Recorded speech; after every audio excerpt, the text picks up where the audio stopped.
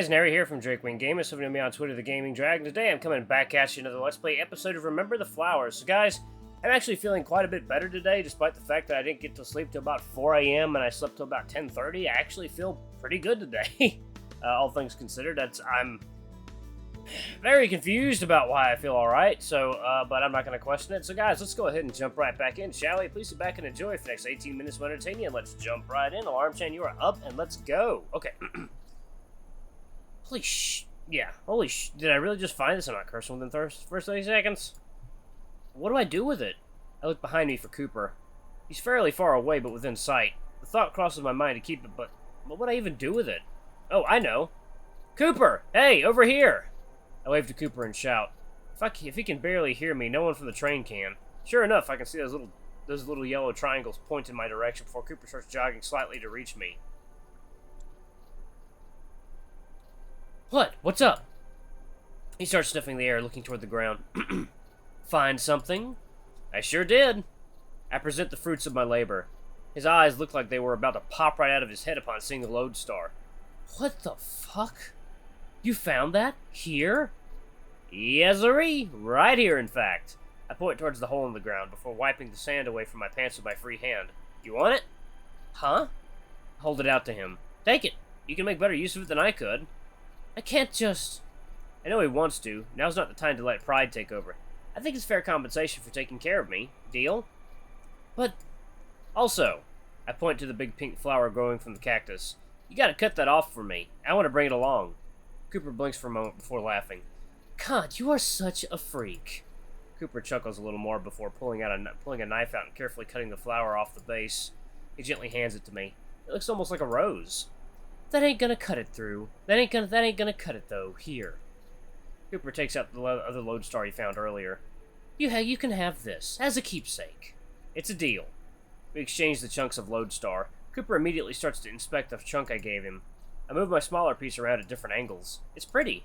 We don't have time to admire the small fortunes we found as the train starts to make an ungodly sound. Whoops, there's our ride. Here, get on. Cooper crouches down. I don't even have to think, I just climb onto his back. I thought you said... Oh, shut it, it was worth it. Hang on. We both laugh as Cooper makes a mad dash for the train.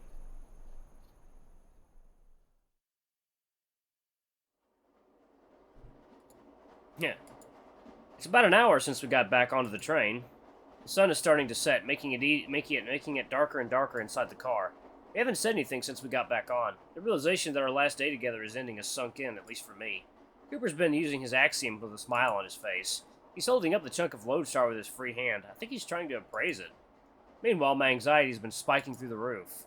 I've been scribbling my flower in the journal for a while now. They're mostly incoherent drawings. Occasionally I have to practice my breathing exercises. I don't want Cooper to pick up on my mood swings. When I do glance at him, I only notice his ears somewhat perked in my direction. That doesn't last long, as he continues fiddling with his axiom. Every so often I open my mouth to try to strike up a conversation, but I can't think of what to say. I mean, I have so many things I want to talk about, but knowing that I won't be able to get through them all before we leave keeps me from starting.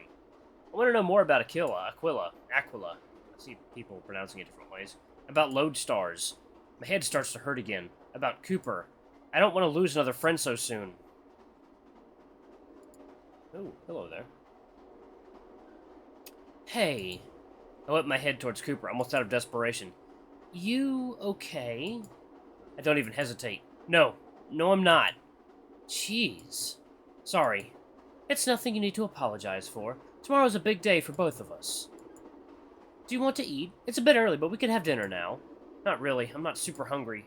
Suit yourself. You can eat if you want. Don't wait on me. I'll be fine. Right.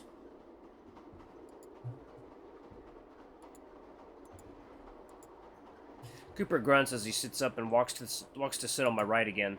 You're talking to the guy who's lived by himself for the past several years.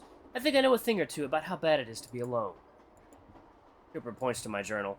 What you doing? Huh? Oh! I almost want to close the book. The drawings really don't look too good. I was just, sketching the flower you helped me get. Wow, that's impressive. I snort. Come on, you can barely tell what it is. Hey, I can't do something like that. I doubt most people I know could. Oh, right. I guess drawing isn't something he knows how to do. Do you want to try? Huh? Cooper perks his ears up as I hold up the pen. Oh, no. I don't know the first thing about using that thing. You've seriously never held a pen before? Not that I'm aware of. I sigh before reaching for Cooper's left paw with my left hand. It's a bit awkward. Oh, what are you doing? Just relax. Here, open your paw. Cooper does so and lets me take control. Ha! This is payback for teasing my firing stance. I place the pen on his palm and try to curl his digits around it. If I didn't know any better, I'd say he's shaking. Everything okay? Yeah, just don't know how much strength I should use to hold it. I don't want to break it. Way to humble brag about your strength. Pens are fairly durable. Just make sure you have a steady hold on it. Cooper nods as he stabilizes his paw. Surprised you know I'm left-handed. You type on your axiom with it, so I just assumed. Fair enough. I hold the notebook out for him. Here, try to do something. Do what? Something. I don't know. Try to make a line? Okay. He messes up one page, then 2 pages, and ends up ripping several pages in failure. His ears are pulled back and his eyes are wide. I can't help but break the tension by bursting out in laughter. What? Cooper exclaims in embarrassment before he looks away. Oh my god, for all of his expertise, the fact that he can't even draw a simple line on a piece of paper is making me lose it. No, sorry, I shouldn't be laughing at you. It's just... I wasn't expecting you to just rip into it like that. Thank god I can't feel pain. I'm sure my ribs would be hurting at this rate. It's hard, okay?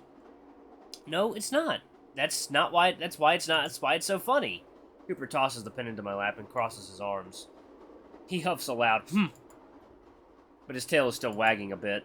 Once I calm myself down, I pick the pen back up. I tear out the ruined pages. Thankfully, there weren't a lot. Jeez. Okay, here.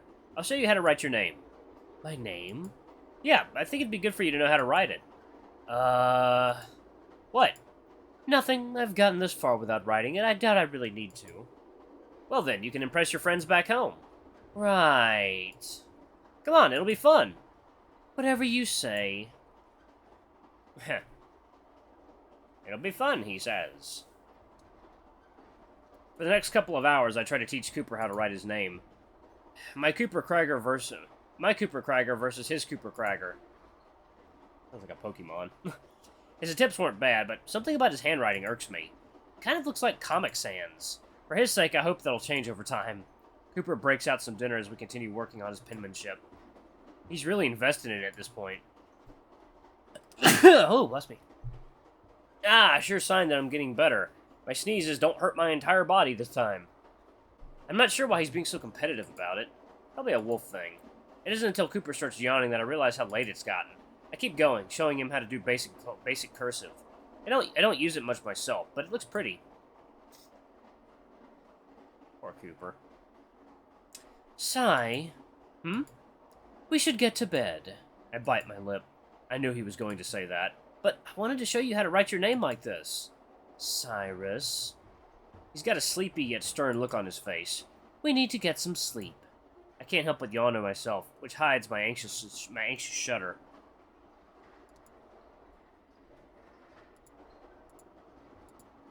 I can stay up a bit longer, but you shouldn't. Come on. Cooper gets up, but I grab his paw. What? Can you sleep on this side of the car for tonight? I hate that I sound like a child. The tears welling up don't help my case either. Sure. I use Cooper's jacket to discreetly wipe my face as he brings his makeshift bed over to mine. You okay? I shake my head. That's okay. Let's just get some good sleep, alright? Despite the circumstances, Cooper's putting on a brave face. I can't say I'm doing the same. Come on. Cooper lays down before slowly pulling me down to my pillow. He pulls over each of our blankets. We're under our own, but we're still pretty close. I can still smell his vanilla fur. I stare at him for as long as I can. What? I'll miss you. Cooper flicks his ear at that and huffs. We'll see. He gives a great big yawn before settling down against his pillow. I'll see you in the morning. For the last time. That's sad. Cooper fades out. He got fucking Thanos snapped.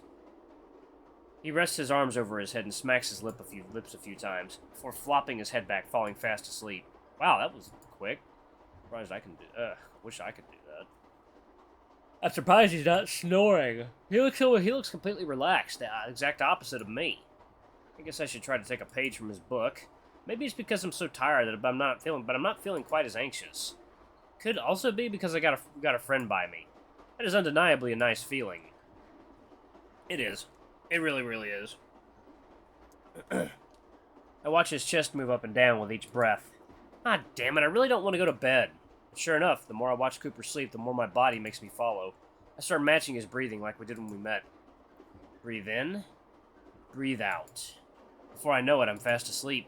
At the very least, I hope this is a restful one. Oh boy. Oh no.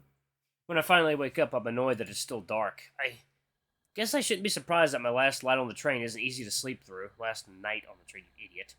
But it's not from my anxiety. There's a sound I can't ignore. Like, it's grating, like something scratching on metal. Cooper? Hey, do you hear that? I roll over to face him, but he's not there. Wait, he's not here? Where is he? I jolt up in a panic. There's a bit of moonlight peering into the car from above. It's enough for me to realize I'm completely alone. Despite my anxiety, I can't help but yawn pretty hard. It's been nearly 4 a.m. God. Whenever I had trouble sleeping, Damien would just hug me tight until I fell back asleep. I wish that was an option here. I don't hear the train moving. Did we stop? If we moved something, does that mean Cooper left? Then who's making that noise? I think it's coming from above. Through the process of elimination, I assume Cooper's doing something. Either that or some kind of weird alien creature is eating him up there. Both logical explanations.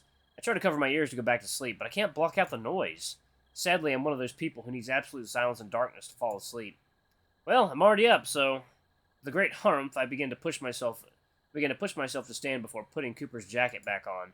The door is cracked open. It's a bit heavy, but I managed to push it forward. Sure enough, the train's not moving. I can hear that irritating sound much clearer. In fact, it's right above me. Oh, hello there. Coopy! What the hell are you doing up there, boy? Shouldn't have done that. He was just a boy. Oh, hey! Cooper looks down at me. He's sitting on the edge of the train. Hey! What are you doing? Oh, I bet he's sharpening his knife. Sitting. Sitting doesn't make an obnoxious sound. Oh! He holds up a pocket knife, and I think a brick of metal. Just sharpening. Okay. Why? Cooper rolls his eyes. I couldn't sleep. It usually helps me relax. Well, now I can't sleep. Tragic. Cooper gestures his snout up, indicating for me to join him. At least I can show you something cool. Come up. I respond to that with a sleepy groan, but as usual, I comply. I make it up a few of the divots by myself. Cooper lifts me up the rest of the way until once I get close enough. There we go. How you feeling? Tired? That's crazy. What did you want to show me? Patience, I'll show you soon. Okay. Ooh, show me. Show me. What is it? Is it stars? I bet it's stars. It's gotta be stars! I sit next to him on the edge of the car for a little while. Although I'm so tired that I occasionally nod far off enough of the ledge that Cooper has to grab me by the collar to keep me from falling. I know you're tired, but come on. Wonder whose fault it is. Who's to say? I groan at him.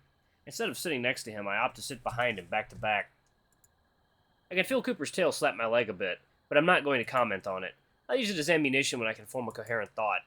So, why can't you sleep? Cooper strikes the brick again. I'm just excited. I'll bet. I shiver.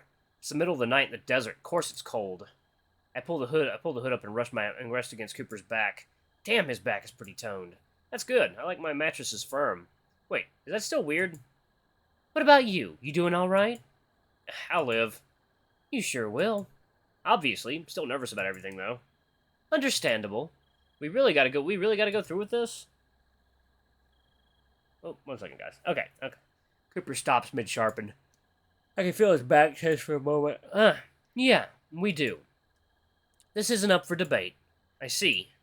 Sorry. It's okay. Let's just enjoy some peace and quiet while we can. Sounds good. He says that, but he goes back to sharpening his knife. I don't even think he's doing it right.